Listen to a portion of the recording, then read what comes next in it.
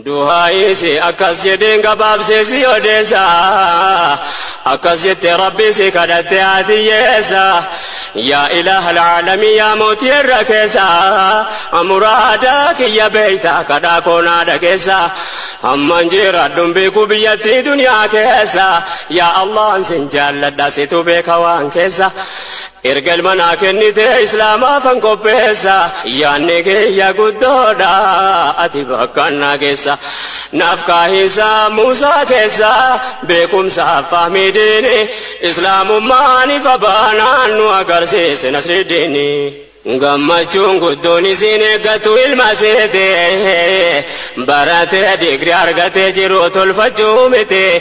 abaaboo fuutee dhaytee eebbisiisuuf miti akka ammaa saban duhaisi akkas jedheen gabaabsee si odeessa akkas jette rabbi si kadhatte atiyeessa yaa ilahal aalami yaa mootii irra keessa muraada kiyya beeyta kadhaa koonaa dhageessa amman jiraadhuun beeku biyyattii duniyaa keessa yaa Allah sin jaalladha situ beeka waan keessa ergal manaa kennite islaamaafan qopheessa yaanni kiyya guddoodha.